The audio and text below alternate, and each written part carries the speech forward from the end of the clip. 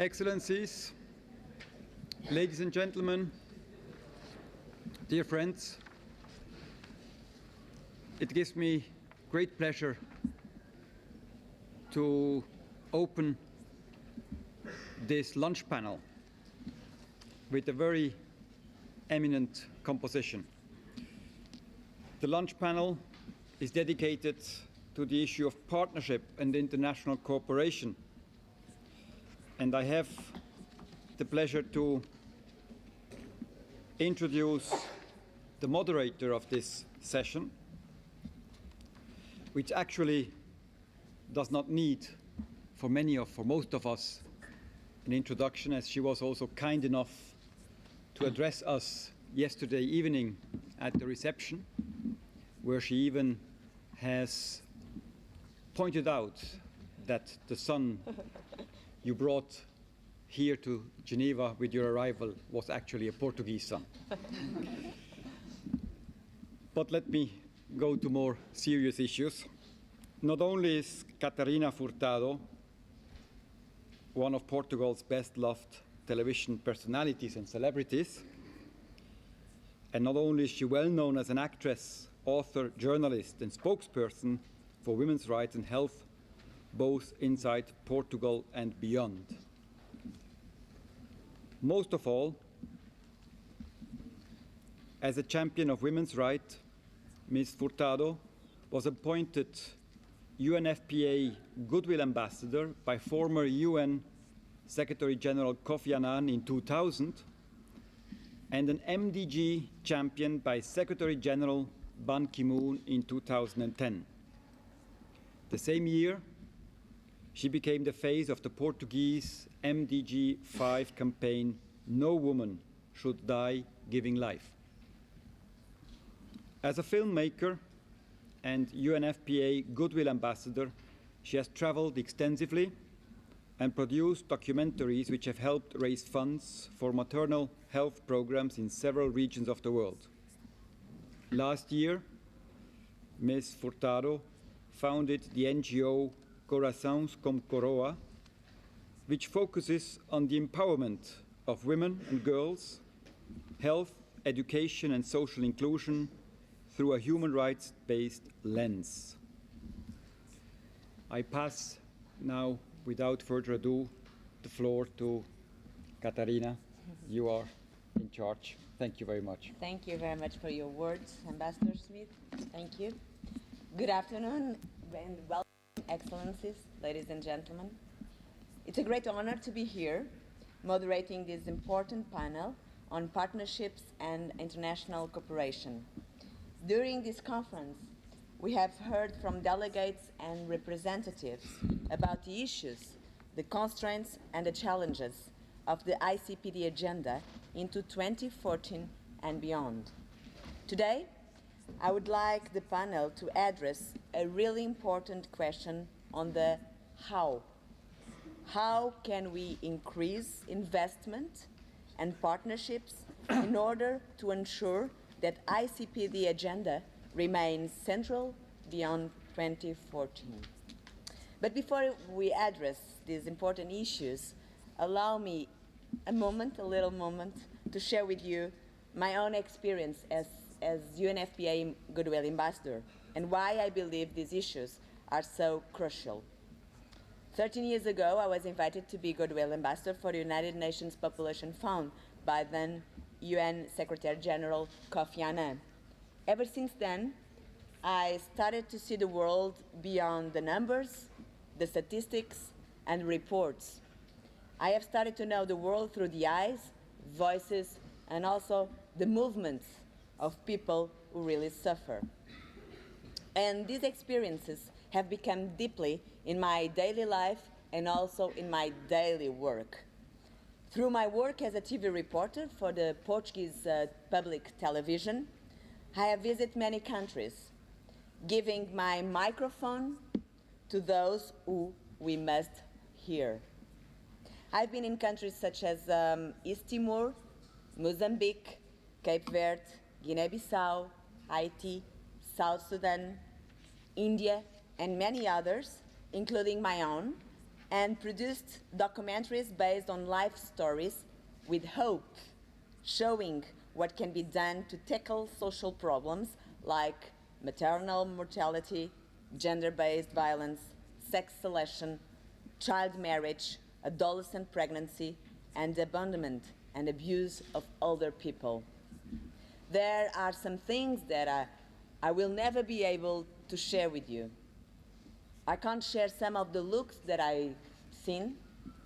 I can't share the smells. And I don't want to share some of the screams and also the silences that I've heard. And why?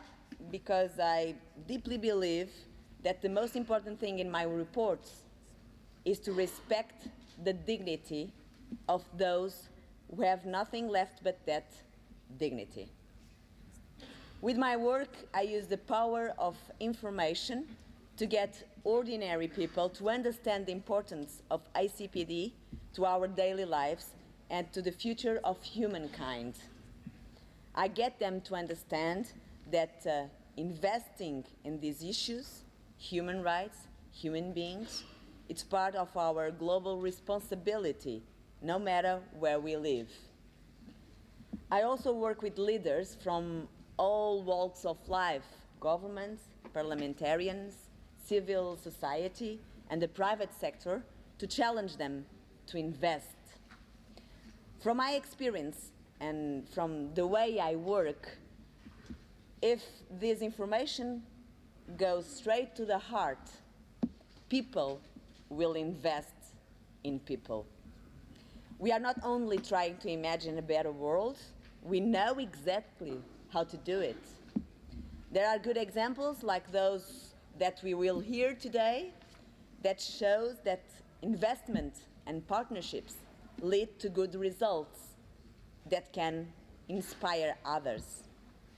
I could go on and on, but we are really short on time, and I want to make sure that everyone have a lot of time to put your comments, and also our dear panelists and the audience. So, one final word to our dear panelists.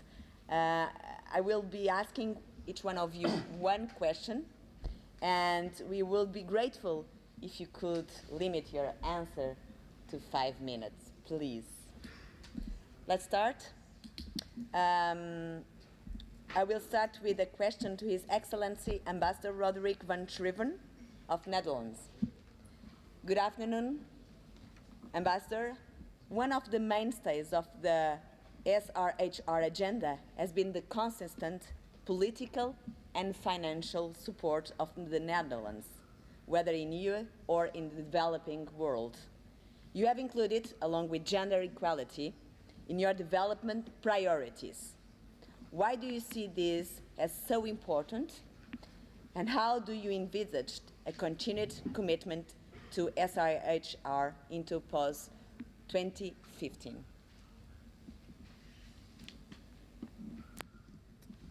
Thank you very much, Catarina. It's right, the Netherlands consistently supported sexual reproductive health rights because we think that promoting, respecting, and fulfilling the sexual reproductive health rights is very fundamental to development. We see it as an integral part of development assistance and the possibility of development, economic development, and justice. That's why the new government of the Netherlands has maintained it, along with gender equality, LGBT, as one of our 4 priorities in the new policy on development cooperation. That is why, despite economic austerities and budgets we cut nearly everywhere, this budget has been maintained and will be protected.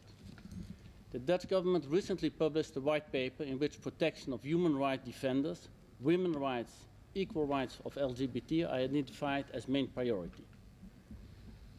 How do we feel it? We feel that enabling people to make their own informed choices about the most personal and fundamental aspects of their life not only leads to healthier and more fulfilled individuals, it's also good for families, communities, societies at large.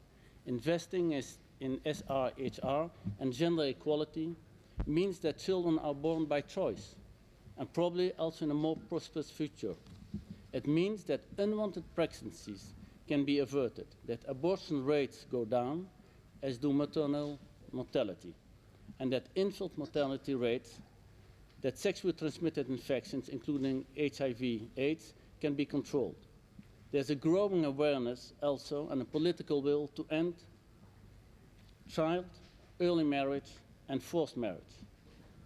We think that in many countries with high fertility rates, family size will most likely go down when women are given a real choice. Smaller families means more opportunities and a better future for the children. SRHR is an integral part and even a condition for development and poverty alleviation. In countries with low fertilities, and then I look to the developed countries, the challenging population dynamics need to be addressed in another way than reducing women's choice in the matter. But SRHR is not just about having children or not. It's about the human right of all people to be who they are, the freedom to make life most fundamental and personal choices, whether you are straight, gay, young, old, men or women. We clearly see these rights in the combination with the human rights and with the development agenda. Choices was the key word in Cairo and should remain for the post-2015 agenda. The report recently submitted to the Secretary General by the high-level panel is a good start. It's good that it's proposed as a stand-alone goal on empowerment of women and girls and achieving gender equality, and that recognize access to sexual and reproductive health and rights as a fundamental human rights. I think that's really where we are going to. It's part of the human rights agenda. We think that human rights should be form the basis of the new development paradigm, since only human rights-based approach can deliver on our ambition and creating a just and sustainable world. The coming years are unique. It's a unique opportunity to integrate the outcomes of the ICPD beyond 2014 process with the discussion of the post-2015 development framework. We should make better use of the already existing human rights mechanisms, in particular the Human Rights Council. Furthermore, we should also expand upon existing national and regional councils and institutions in order to achieve better or more meaningful accountability. We see that progress has been made on the Cairo agenda, but there's a lot to do still. Results are only possible by effective cooperation between the different actors like government, civil society, UN organizations, donors, professional organizations, religious leaders definitely also, and of course, I think I have to underline it, the private sector. Next week we will have between 10 and 12 July in The Hague a thematic conference on human rights in the ICPD plus 20 context. I hope a lot of people will just jump by EasyJet, no publicity, go to Amsterdam and join us there for that meeting. Thank you very much. Thank you, Ambassador.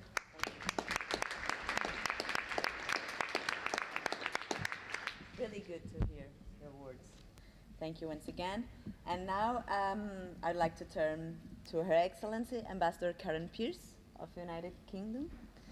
Ambassador, UK has been very committed to sexual and reproductive health.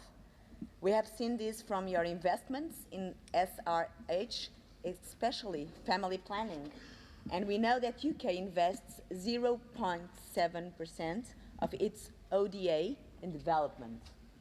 Why is this type of investment so important in your opinion? And how do we continue to that commitment into the post-2015 development agenda? Well, thank you very much, Catarina. And I should start by saying very much agree with what Roderick said. The 0.7% of ODA of GDP is a really important international target. And the UK is proud to have been able to meet it, especially in a year when we have the G8 presidency, and that's been important because one of our rationales for this target is that it's mainly about helping countries develop what they need to run themselves in an effective and modern manner and deliver workable services for their people. And one of the themes of our G8 summit was transparency and trade, which are two things that we believe help countries to do just that. In terms of the MDGs, sexual reproductive health absolutely vital to meeting those targets, particularly the women's targets. And we're very pleased to have been able to make changing the lives of women and girls one of our top priorities. And this is because it has a multiplier effect for the development it brings. And our Prime Minister has the honour to sit on the panel for the post-2015 MDGs. And this is one of the areas that he and his fellow panellists are going to concentrate on. And core to dealing with this is our belief that all women and men should have the capability to reproduce, freedom to choose, and to be able to enjoy a happy and healthy sex life, as Roderick said. And we held a family planning summit last year, as many of you will know. And we were very interested to see that more than 20 developing countries came to that summit to make commitments to address a whole range of barriers that women faced, and donors pledged over $2.6 billion to help fund those commitments. One of the things that also emerged from the summit was the critical importance of partnerships, and that, of course, is what this conference is about. And we wanted to involve partnerships at just about every level, from the UN, through national governments, through civil society and the private sector, because that's the only way we believe that you can actually tackle some of these very complex development conundrums. To that end, DFID in the UK has started a strategic partnership with USAID, with Australian Aid and the Gates Foundation to drive forward improvements. And there's something called the Reproductive, Maternal and Newborn Health Alliance, and that helps align partners' health strategies. And at country level, alliance partners work together in 10 countries to try and ensure the most effective and efficient use of existing resources to avert unintended pregnancies and reduce mortality. Another key partnership for us, as Roderick also mentioned, has been the partnership between suppliers and procurers of medicine. There's some high-quality named brand drugs around, perhaps not enough generic quality drugs, and one of the things we aim to do is raise standards so that more products come onto the market, more high-quality products come onto the market, and they reach more people. And we believe that that's a critical part of all of this. One of the other partnerships that really matters is innovative partnerships, helping tackle the problem of unsafe abortion, an area where, unfortunately, there are few active donors. But by coming together jointly to fund the Safe Abortion Action Fund, we believe, and we've shown, it's possible to provide some small seed funding for new and strategic initiatives led by local organisations. And these have started to become instrumental in providing improved knowledge, better information and policy change to make abortion safer for women and girls. But I think one thing it's perhaps worth stressing is that although the summit that we held in London seemed to be very successful, very important to stress this is a process and not an event. And very important to stress that these partnerships are not just international or regional, but that they're replicated at country level. And we've been very pleased to hear in this seminar and this conference such strong voices from countries, and particularly from youth delegates, making these points and really helping come together and align policies and strategies. Thank you, Catarina. Thank you. Excellent. And because we are all together and all committed with the ICPD agenda, we should be closer. So I suggest, if you don't mind, this part, just join me, one chair. We all move up? Even closer. Yeah, just one chair. It's hot, a little bit hot. Thank you. Thank you very much. Thank you. Thank you, Ambassador. No problem. So, let's proceed.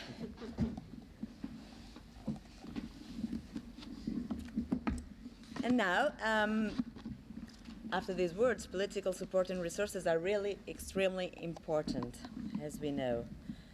The Czech Republic has also worked to raise awareness of health issues beyond its borders, showing solidarity with countries further east and demonstrating it has technical expertise that can fill the gap of other traditional donors who are phasing out their support. Mr. Jukl, good afternoon. Jukl. What can emerging donors do to compensate for this change in the political and economic environment? First of all, thank you for invitation for this honorable panel, because actually this year Czech Republic went through quite important event on this field, because we became a member of Development Assistance Committee by OECD, which is actually in the framework of Central and Eastern Europe quite important event, because of course the other countries will follow, and it's another proof that the political transformation which started like 25 years ago has finished, and we are going through another more or less economic challenges. And of course one of the expression of commitment on the side of the Czech Republic is that although the public budgets are going through reductions, the budget for ODA still remains the same, and we as the Ministry of Foreign Affairs see a continuity no matter which kind of government we have. Actually, I'm quite curious which kind of government we will have quite soon, although you know that this is the change we are now talking in the Czech Republic about. Of course, Czech government is working with quite important strategic documents, and in April of this year a new strategy for multilateral development cooperation of the Czech Republic for years 2013 and 17 was adopted, and the sector of health and health services, education belongs to the main pillars of this strategy. And of course we are very concerned with still the bad results, so to say, with reduction of maternal and child mortality, that although the world is richer and lives longer, it's still not enough according to our perception. Of course, when we are talking to health, it would not be wise to focus just to this sector, because the other sectors are quite linked with this, and every country also should build upon its strong side which we can offer. Especially I think it's valid in terms of small countries like the Czech Republic. So we are also focusing on the issue of water, which I think is perhaps it will be hitting us quite earlier than, for instance, the problems linked with climate change. Imagine, for instance, that the world is in need of energy. We were discussing also today morning about different technologies like shale gases, but whenever you talk about this issue, the last limit is the water. So we think that in countries like India or continents like in Africa, it's a precondition not only for access to health but also to energy. And the Czech Republic has got quite huge experience in these fields, both from former times, the expertise to identify the sources of water, and also from the modern one where we are learning quickly from other countries to make life easier in this respect. Of course, when we are talking about health, we all know that the challenges varies from continent to continent or from country to country. In our part of Europe, we talk about inefficiencies. This is, of course, a big issue, and we see how important it is to interlink social and health aspect of care for older people. But of course, we are also talking about access to services and access to knowledge, where we also have a lot to offer, and we are doing it. Where we see the biggest challenges, maybe I can divide it on two sides. One part we are talking about investment. It's including the private sector. And of course, this is an issue, especially investment in the health sector and participation of health sector or private sector in health. It's still something which is actually under emergence. But we see as our task, as the country which has a lot of knowledge also in feeding people, just 2–3% of population is able to feed all the country. So we are trying now to encourage our investors to go to Africa, to go to Southeast Asia, to be part of the market with our technologies, which can even save water for production of drinks in India, anywhere. So this is one part. Another part is, of course, the institution side. And I think in this field, the main issue is the sensitivity, because we are always talking about innovation. And innovation is something that actually it's difficult to be reached on the side of the countries who receive the aid. And sometimes we also understand the innovation as something which is purely technological. But our experience is, and we were also consulted here in Geneva with private institutions like WEF, it's really to be sensitive to the problems of people living in this planet. And I can give you one nice example, which is actually not referring to big technologies, but imagine women in Africa who have to bring water kilometers in the carafes on their head, and they are suffering with their health. And the innovation solution was quite easy. The couple of young people invented just the barrels with water that you can use like when you use the lawn mower. So it's just plastic barrel and water, and even you can clean the water on the way. So I think it is actually the point. If you make young people sensitive, not only to our internal issues, but what's going on in the world, I think there's also a bigger chance to be much more innovative. And this is also why we are so supportive in global education initiatives.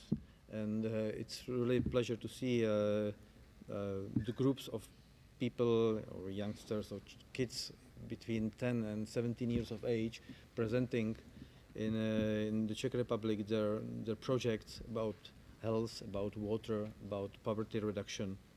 So this is also the initiative that Czech Republic will support on every forum.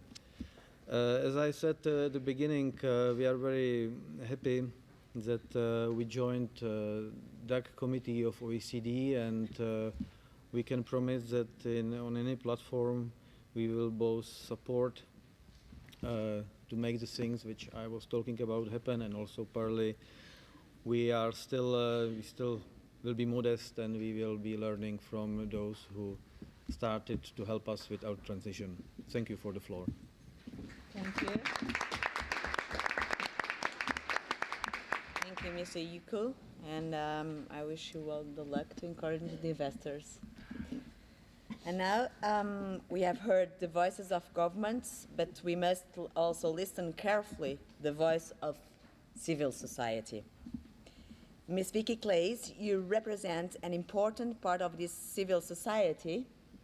So I would like to ask you, how critical is the role of civil society in promoting the ICPD agenda? And is there anything in that role we should be looking closely? Okay, You have the floor. Thank you, Catarina. First of all, I would like to express my thanks to the delegations and to the report that comes out from the global survey that civil society is important. The more I hear that, the happier I am. So this is a good start. I would like to talk about partnerships more in a broader way. As a worldwide organization, we have all kinds of different partnerships.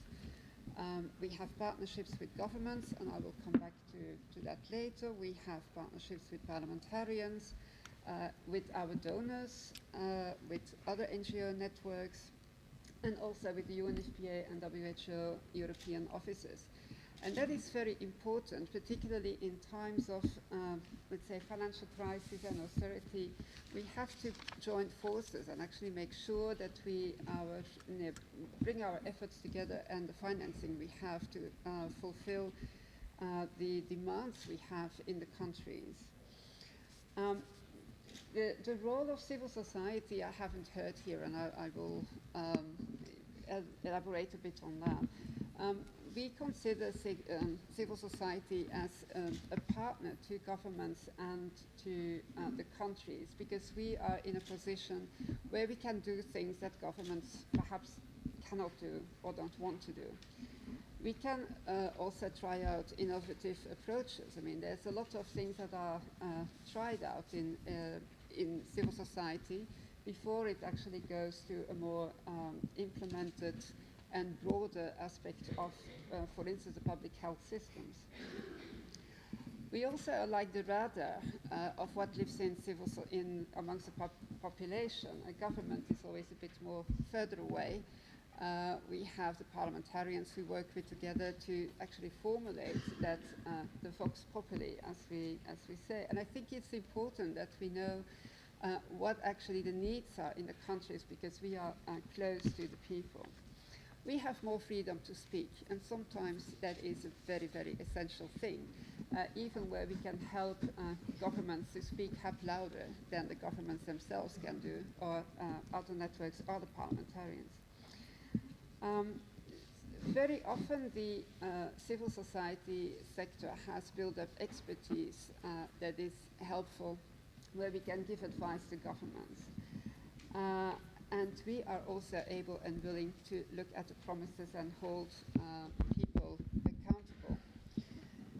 Now, I have given a bit of speeches to, for instance, a whole delegation from China who was interested how NGOs are working in the Western world. And that was a very interesting exercise to do that. What we see at this moment is that civil society is under pressure.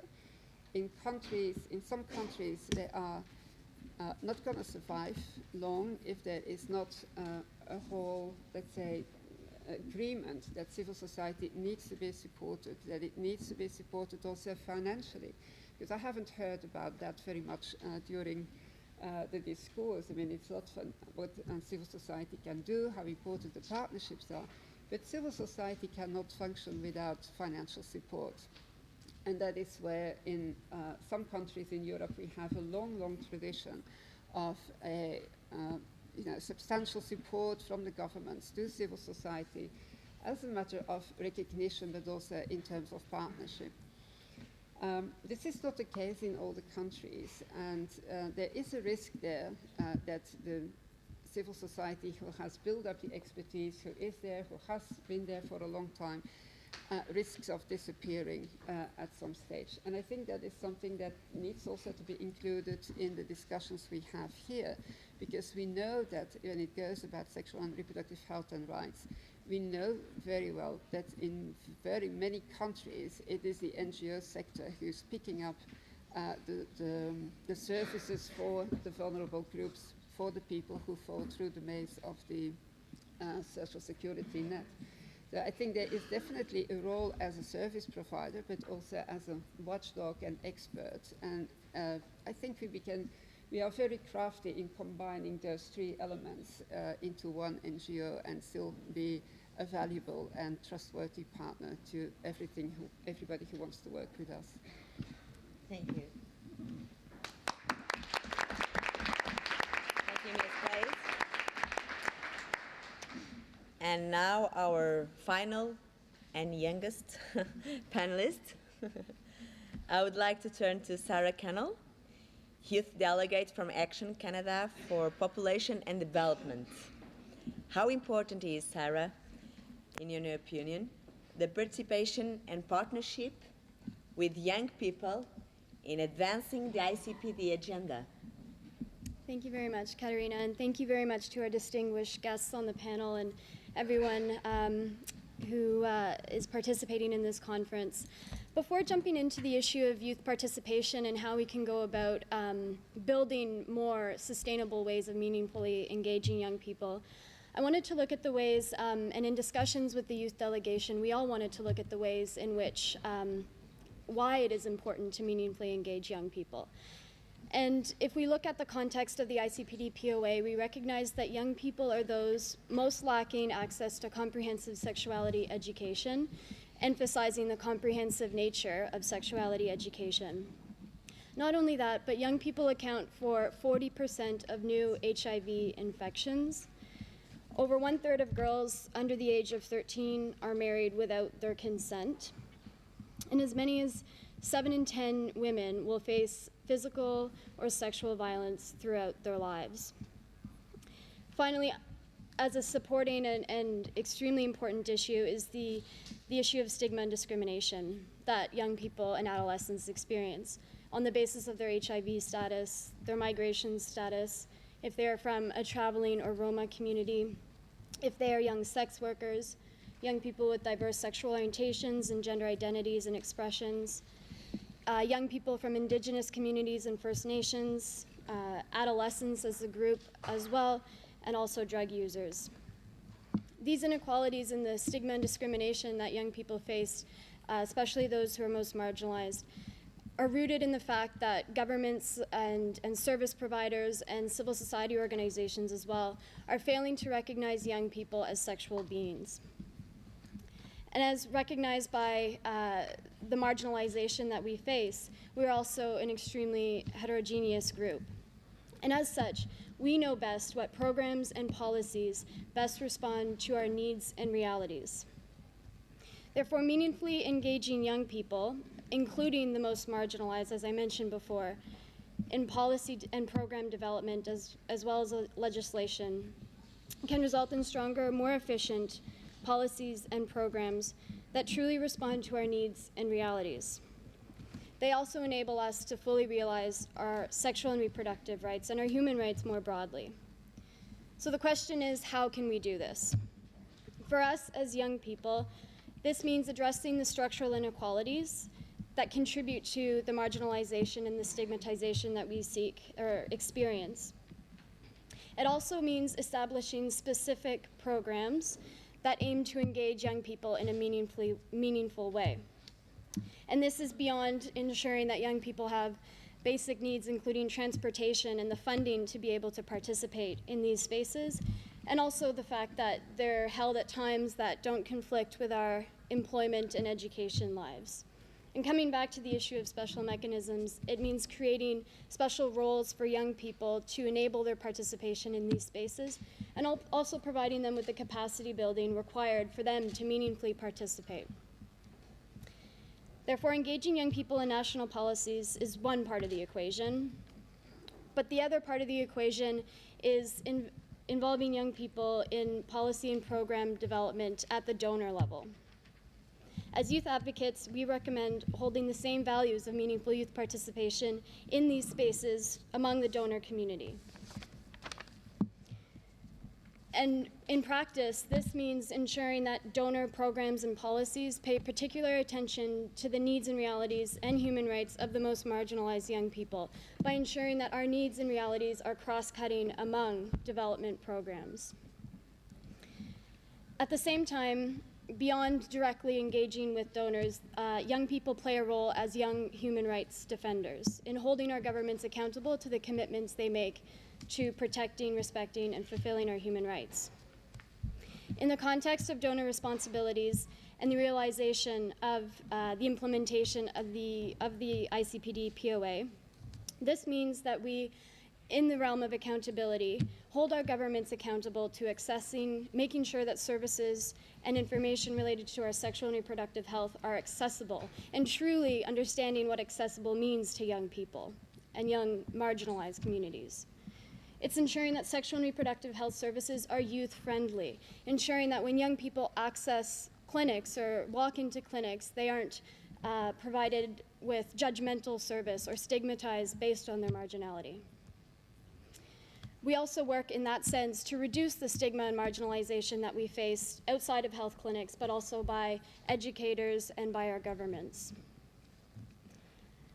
Essentially, we hold our governments accountable to ensuring that these services meet our needs and respect our rights. And this includes ensuring that we have access to safe and legal abortion, as well as diverse methods of modern contraception.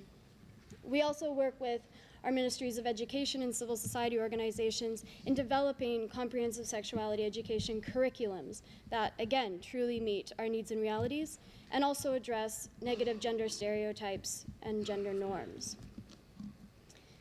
Policies and programs at the donor level that restrict our access to comprehensive and integrated sexual and reproductive health services violate our human rights, and specifically our sexual and reproductive rights.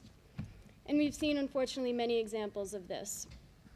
Notably, the global gag on abortion, the promotion of abstinence-only education programs, policies that fail to respect sex workers as workers, and siloed approaches to health systems, whereby certain services are accessible in certain clinics and not in others. The impacts of these priorities, and I would say ideological priorities, have negative impacts on young people in the realization of our human rights.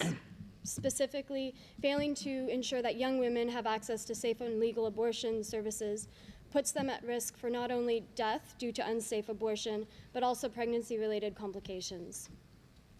Failing to have access to comprehensive sexuality education increases the number of STI and therefore HIV transmission rates, high incidences of violence, and access to social services for sex workers if they are not legitimately recognized as workers, and are therefore, all of these issues are therefore in violation of our human rights, specifically our right to health, our right to life, our right to decent work, and our right to live free of all forms of stigma, discrimination, and violence. However, these policies are not only in violation to our human rights, they're also violating international agreements that governments have ratified, including the International Covenant on Economic, Social, and Cultural Rights, as well as the Maastricht Principles, which specify the obligation of states to avoid causing harm. The International Covenant on Economic, Social, and Cultural Rights also emphasizes state accountability to respect the right to health in agreements with other states, therefore donor agreements. The Committee on Economic, Social, and Cultural Rights, in its General Comment 14, also specifically makes clear the responsibility of states in upholding the right to health as it relates to sexual and reproductive health.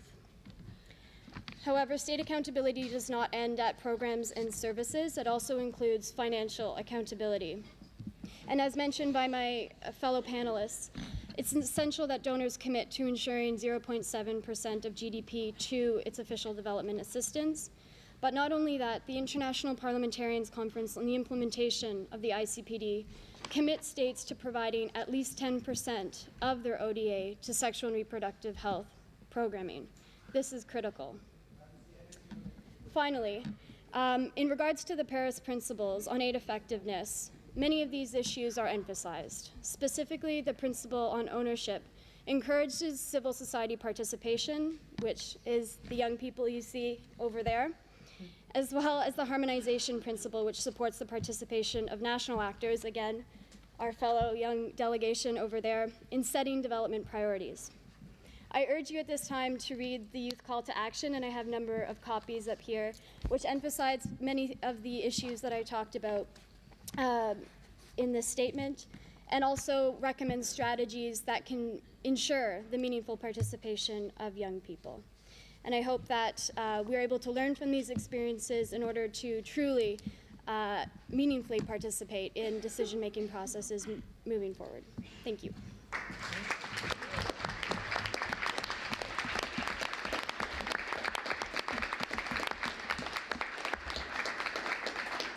Sarah, you are a testimony of the power of youth.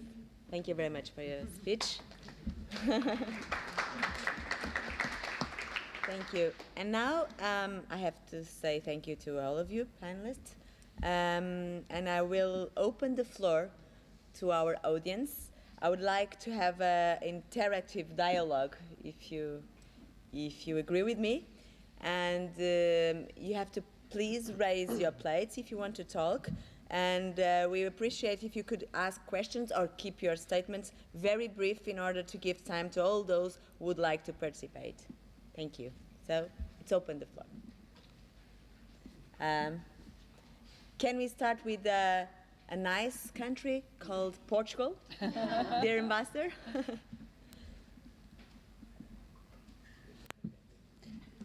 Thank you very much, Madam Moderator. Dear Catarina, I think you're a little bit biased when you say it's a wonderful country. Yes, I agree.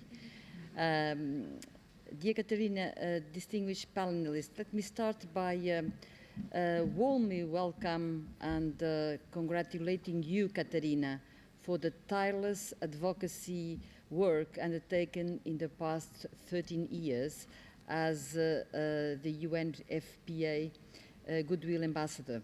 We are very proud of your accomplishments and look forward for witnessing them further in this decisive time for the ICPD and the post-2015 development agenda debate. I would also like to thank the panelists for their interesting and inspirational presentations and for setting up the tone on this very important issue on how to take forward in a renewed way the ICPD Programme of Action approved by our governments almost 20 years ago. In 2012, Portugal participated in the assessment questionnaire jointly organized by UNECE and UNFPA. Our practices and achievements were positively highlighted in the final report in areas such as HIV/AIDS, sexual and reproductive health and rights, gender equality and women's empowerment, and education. A high degree of political commitment to the ICPD agenda and the establishment of several partnerships with the civil society proved decisive in this regard. Some of these good practices are reflected in our development cooperation policy, especially in projects in African Portuguese-speaking countries, where education and health, in particular the reduction of maternal and child mortality, remain high priorities. When it comes to the post-2015 development agenda debate, two of our concerns are closely connected with the implementation of the ICPD agenda.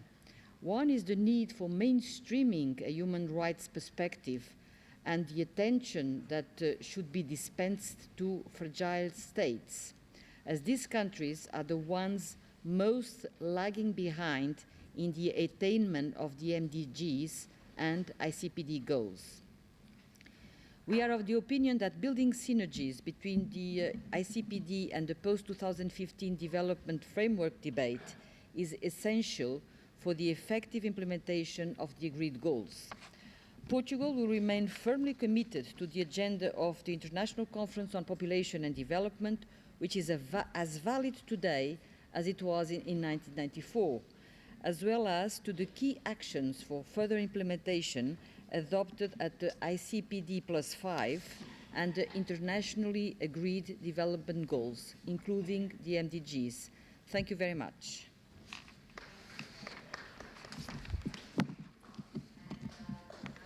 Portugal after, and now Spain. Spain, you have the floor, please. Good afternoon, distinguished moderator and panelists, distinguished colleagues, dear friends and members of UNECE. We are here today to speak on what needs to be done beyond 2014 to deliver human rights-based development as it was envisaged by the Programme of Action of the ICPD in 1994 from a partnerships and international cooperation viewpoint. Bearing in mind this, Spain's intervention during this side event will be consecrated to one of the most worrying, despicable violations of human rights, a violation that has gender and identity, but no social status or age or nationality. This outrageous violation is called gender violence, and one of its worst manifestations is the gender-related killings. First of all, I would like to point out that the fact that this problem is currently affecting all countries, regardless their geographic situation or level of cultural development, all societies, regardless of their culture, religion, or economic development, and can affect, unfortunately, any women, regardless their background or social status. Taking into consideration its transnational nature, it is in these kinds of fora, as the one we are today, that awareness, denunciation, and action has to be called upon. Spain welcomes any opportunity to keep on reflecting on this serious phenomenon and its varied manifestations. Violence within the family environment, trafficking, exploitation, sexual aggressions, violence in armed conflicts, female mutilation, honor crimes, or early and forced marriages. From this forum, Spain would like to advocate for a comprehensive approach to efficiently fight against this scourge. This approach comprises three different elements: prevention, protection, and prosecution. In order to advance in these three different angles, it is absolutely essential the collaboration of public authorities. Without it, the victim, whatever his or her willpower to fight against this problem might be, is defenseless, hopeless, and cast out to his or her own luck. This collaboration of public authorities has to come from a national level as well as from an international one. From an international viewpoint, the region of UNECE has now, from the Forum of ICPD beyond 2014, an exceptional opportunity to highlight the need to fight against gender violence as a main means to ensure the appropriate development of our societies for the upcoming future. In that respect, emphasis on sexual and reproductive health and reproductive rights gains a special relevance to guarantee that any woman victim of sexual violence has her most basic rights properly protected. In this regard, Spain expresses its most sincere welcome for the agreed conclusions of the recent 57th session on the Commission of the Status of Women. At this stage, allow me to make a brief reference of the different initiatives led by Spain to fight against gender violence. At a European level, and during Spain's presidency of the European Union Council, during the first semester of 2010, Spain had as one of its priority goals the advance of equality between women and men, as well as fighting against gender violence. These goals were enshrined in the conclusions of the Council of Eradication of Violence Against Women within the European Union, dated 8 March 2010. But what is more remarkable, Spain organized both the European Forum of Beijing Women Plus 15 and the European Summit of Women in Power that concluded with the Declaration of Cadet. At a national level, from 2009 up to now, over 325 million euros have been annually allocated to provide means to national institutions to fight against gender violence. I must underscore that the budgetary cutbacks imposed by the deep economic crisis Spain is currently going through have not affected at all the public services devoted to the protection, care, and rehabilitation of the victims.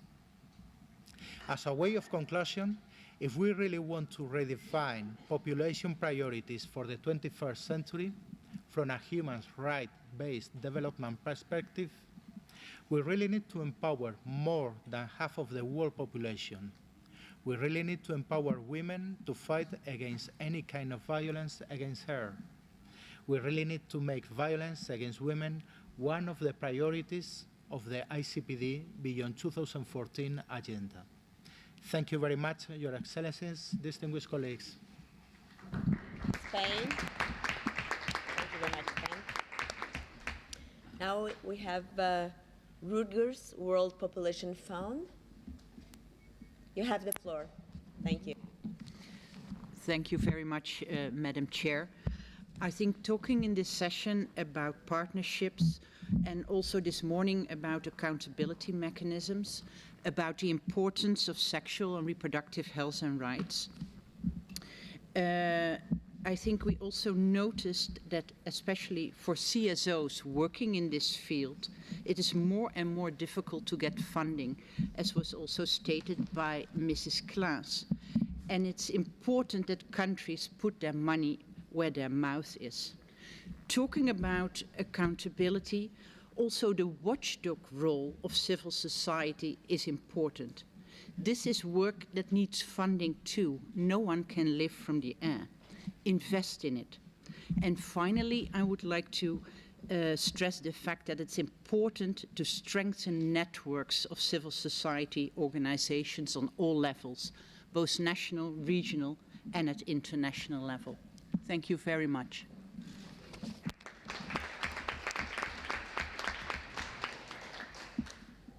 Is there any other questions or statements? Youth delegation?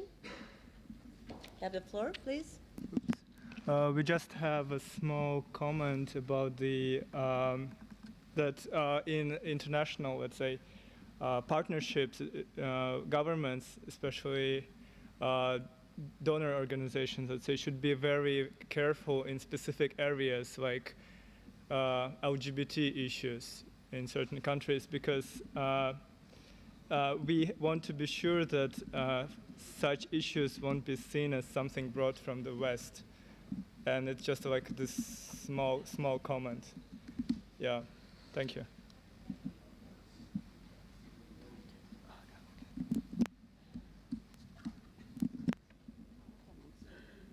No other, I think. No? Okay. So, is there? You have a good eye. You have the floor, please. Yes. So just a small comment in the youth delegation. So can you hear me? Yes. Because on the program, I think we all have this paper, right, saying that. Just a second. That. Increase and enable participation of young people and LGBT, right? That and others must be encouraged and enabled to inform policy making at all levels. So I think it won't be seen as Western values when we talk about LGBT issues if we can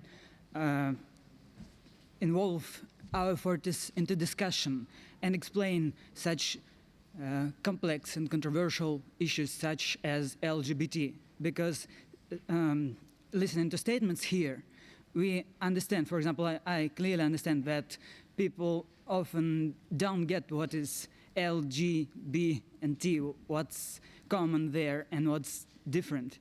We often hear sexual minorities, but it's not a good term actually to address. So language and understanding what issues we are working on is very important here, and we are looking for the platforms for cooperation with authorities and other organizations. Thank you. And now we go for Denmark, please. Thank you, Ms. Furtado, and thank you to the strong messages conveyed by the distinguished panelists, in particular by the representative of the youth delegation, Ms. Kennell. Just very briefly, from my delegation and in line with what has been expressed by the Dutch ambassador, we would like to convey our strong support for the continued focus on the issue of sexual reproductive health and rights in the implementation of the ICPD into the post-2015 development agenda. And also we agree that the issue of sexual reproductive health and rights forms a crucial, critical, and central part of the overall human rights agenda. Thank you. Thank you. Okay, we have another lady. Sex workers advocacy, is it? Okay, you have the floor, please. Thank you. Thank you for allowing me to speaking up. First of all, I would like to thank all the participants here, especially the speakers, for mentioning and bringing up the issues of sex workers. And thank you for the Youth Network for bringing up the issues of young sex workers in our region. My only comment here right now, actually it's an address to the states, is to ensure that the ministries among themselves agree about their politics, so that we can avoid in future situations when the Ministry of Interior programs and actions clash with the Ministries of Health, when the police arrests sex workers just based on on them carrying condoms in their bags and using this as evidence, or piercing condoms or confiscating them, and in this way discouraging people from using any kind of contraception for the fear of being prosecuted as sex workers in their countries. Thank you. Thank you very much. Thank you. Professor, you have the floor. To ask a question of the panel. Just for each panelist, what would they see as the top new priority that was not addressed at Cairo in these areas? Because the title of this session is Beyond, Taking ICP Beyond 2014. There's strong consensus about follow through on all of the issues there, but what are the new issues that really need pushing for that agenda beyond 2014? 1 minute for each. Can you start, Sarah? Sure, that's a tough question, and I've had 10 seconds to think about it.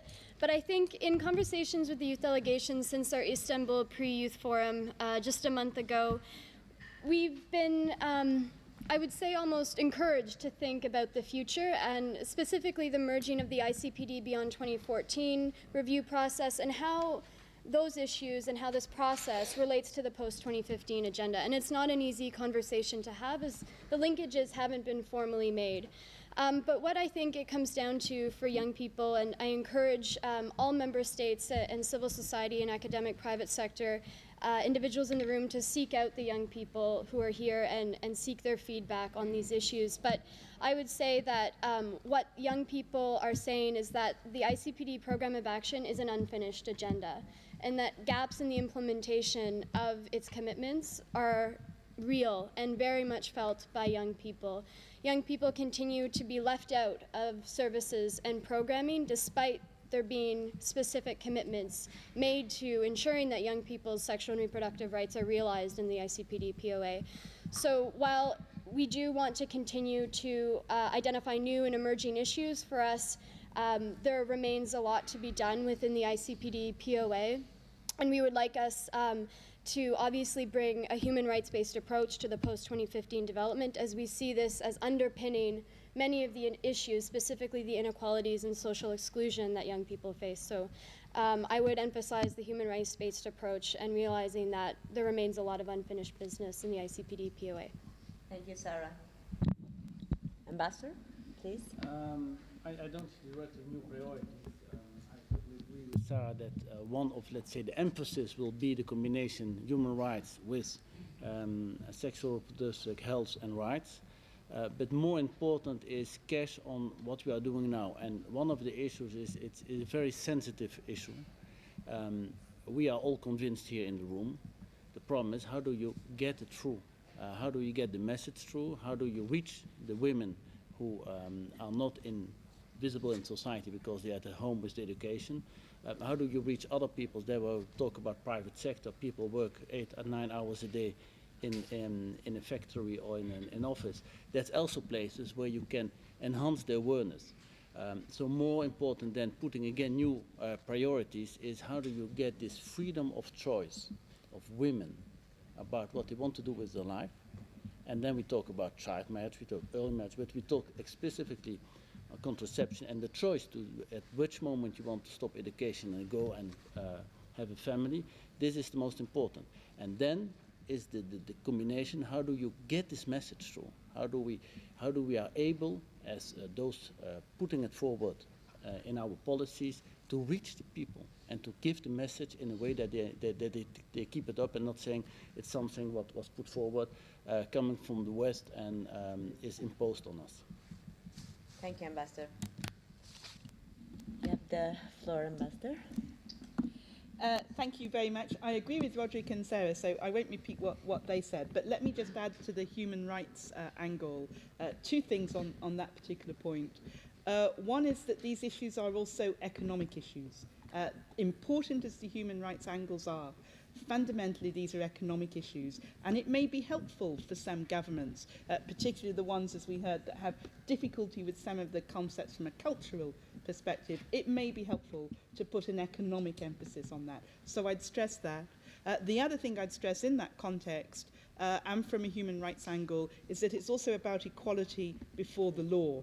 Even if societies can't agree on LGBT rights, what they can agree on, because every country has signed the Universal Declaration, is equality before the law. And so I'd put a lot of emphasis on that. Absolutely agree about the focus on implementation. On HIV, for example, our goal is to get to zero. Zero new infections, zero discrimination. In terms of the MDGs, by 2015, we're hoping to have saved the lives of at least 50,000 women and 250,000 newborns, and we have a series of targets around that. But I also think it's very much about government coherence. I was very interested in what was said about health ministries doing one thing and interior ministries doing another. And this issue is not the only place where that happens. So if we can provide a framework within which governments can examine their own policies and be much more united and uniform, then I think that too would be a very important part of implementation. Thank you. Thank you, Ambassador. Pierce and Mr. Jukl.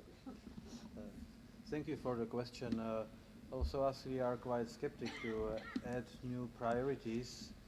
But if I have opportunity to talk, maybe I think it's rather worth it to speak about the way how to set the goals, because either you look back to the mirror, look to the gaps which you didn't reach, and ask yourself whether you prolong or whether you set maybe less ambitious goals, or whether you look to the future and discuss about the trends, because one of the biggest trends we are perceiving, and we can read in the many materials here, is the urbanization.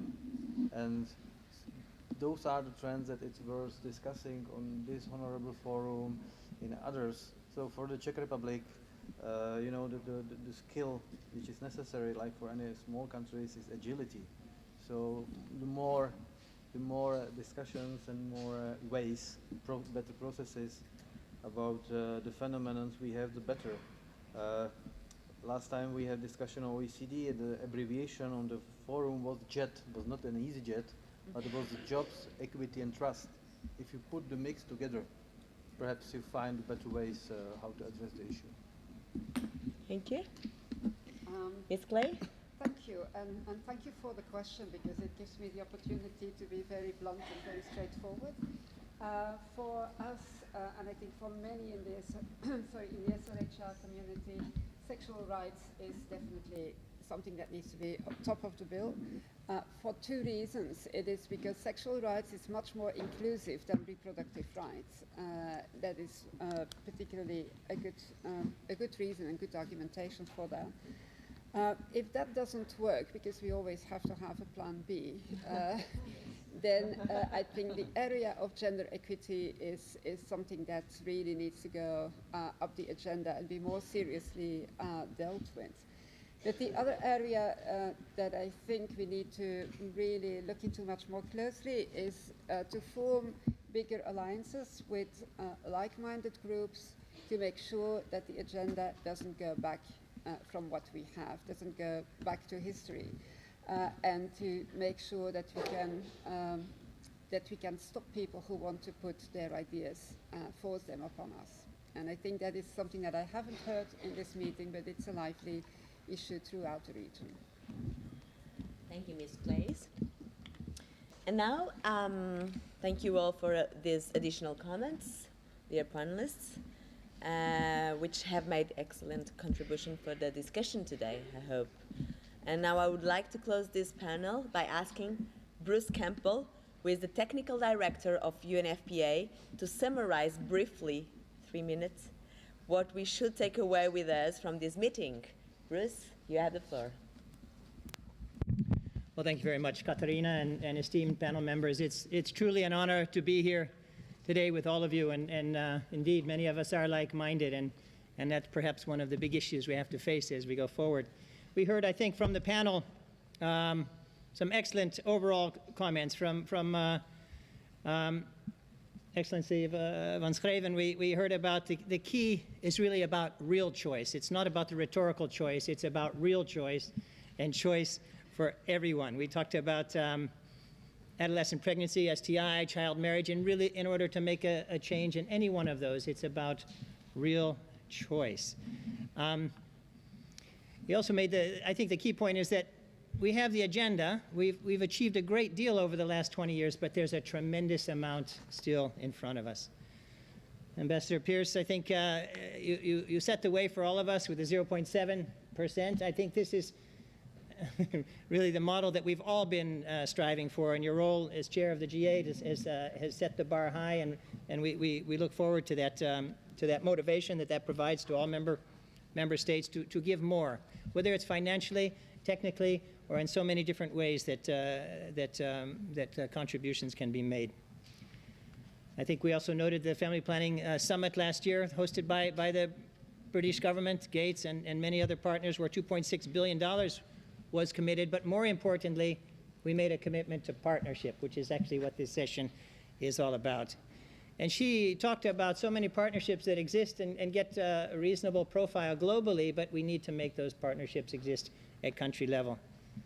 Mr. Jukl, thank you very much for raising the whole issue of economic challenges, and I think Czechoslovakia is a country where it's particularly impressive to know that even with difficult times, they've managed to keep a level amount of funding. Thanks also for bringing the whole issue of population dynamics back onto the floor, and environment and water and some of the great work that you're doing there, because there's an inextricable link between decisions that are made in the bedroom and climate change and environment. And those links are oftentimes forgotten or disassociated, and we need to see across the life cycle, but throughout the whole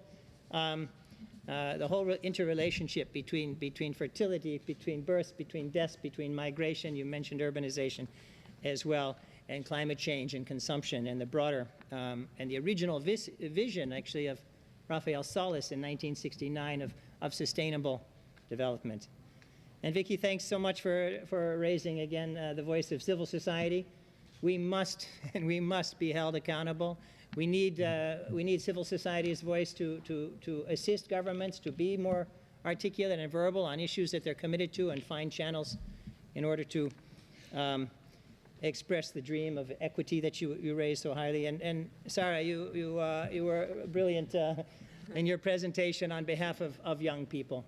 And truly, this is about young people. And as we talk about going forward, it really is looking at a vision going forward. We had some great other contributions from the floor, but Professor Hobcroft, I really appreciated your last challenge, because it forced us to synthesize. And if there were 5 key points that came out, it's about new priorities. Again, glad to hear the freedom of choice. We're not there yet. So that was still an unfinished agenda. We have to make that real in everyone's life. We talked about, fundamentally, also these are economic issues. We can dream all we want. We have to put our money where our mouth is. We need partnerships, and we need financial and technical resources to go ahead. HIV going to 0, but that's not enough. There will be other communicable diseases and non-communicable diseases, and we need to continue to look beyond HIV, and what did we learn through this fantastic achievement on HIV. MDGs 2015, I would like to add to your comment, Ambassador Pierce, that it's not about achieving the MDGs at national level. As a matter of fact, I think that's been a distraction from much of what we try to do with marginalization has to do with achieving MDGs in every single community around the world. And so it's the disaggregated achievement of the MDGs that becomes our next challenge for the next 20 years. It's not good enough to have a national aggregate where the ethnic majority has achieved the levels of satisfaction that we all aspire for. So I would say it's going beyond the MDGs and the SDGs is to see those targets achieved in every single household around the world. Thanks for raising the issue of urbanization. I think it wasn't on the agenda, but for the young people here, you will live to see 10 billion people on the planet, at least 9, if not 10. We're at 7 now. Those 3 billion addition will, 2.5 billion of those 3 billion will be in Africa. 2.5 or 2.4 of that new population that you will see during your lifetime will be in urban areas. If we continue as we are today, 2.5 billion of those new Africans will be in urban slums. Urbanization is not to be taken lightly. It's intertwined with the environment. I like to, you use the word, we need to be nimble in how we manage internal migration and migration, how we manage urbanization and turn it into the opportunity that it really can be. And we didn't have enough of that discussion today.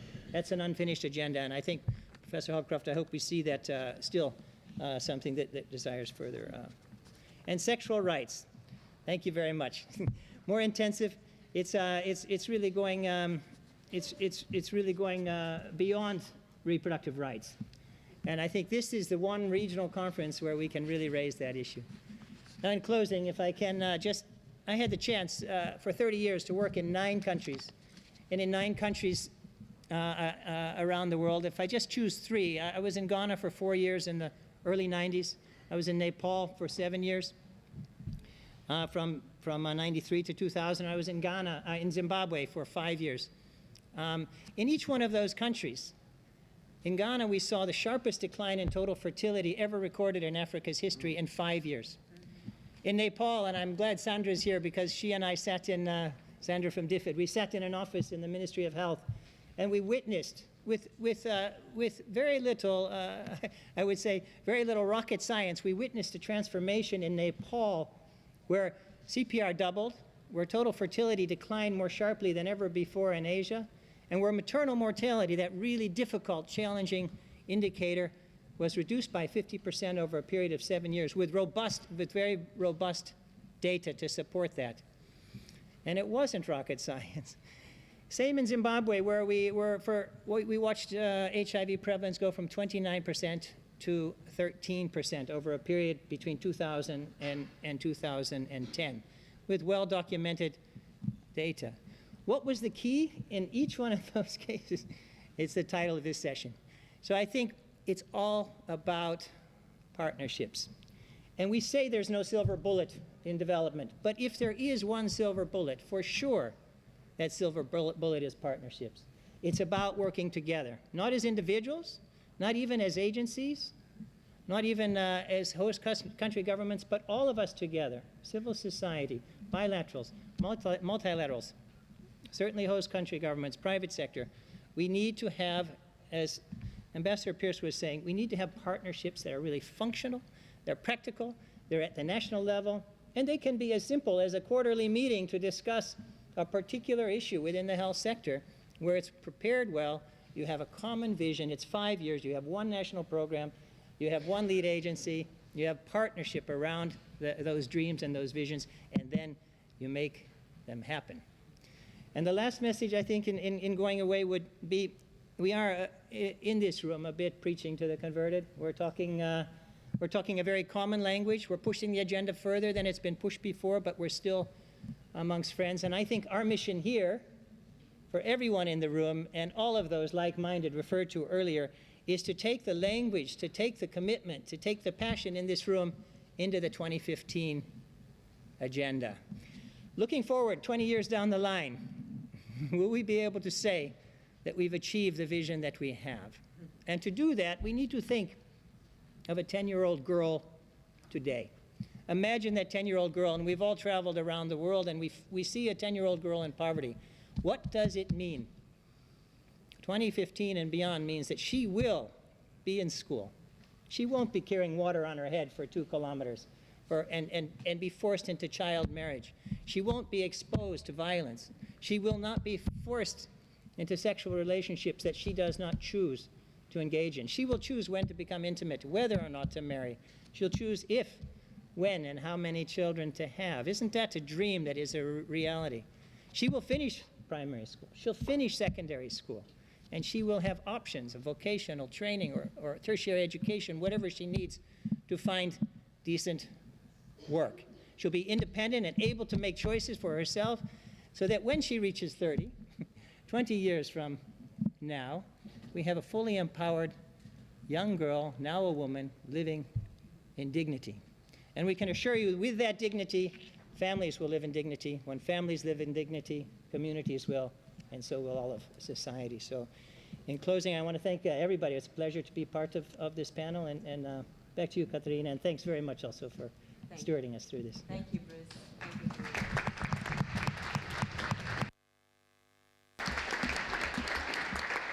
Once again, thank you to you all for a stimulating discussion. I have very much enjoyed this different point of view, and I will take them back with me to Portugal, where the commitment to SRHR is very high, even though our times are a little bit difficult right now. We cannot let a lack of resources slow down our search for women's empowerment, equality, and human rights. And together, as Bruce just said, together, in collaboration and as partners, we can continue to build on what we have already achieved and go beyond. Thank you very much.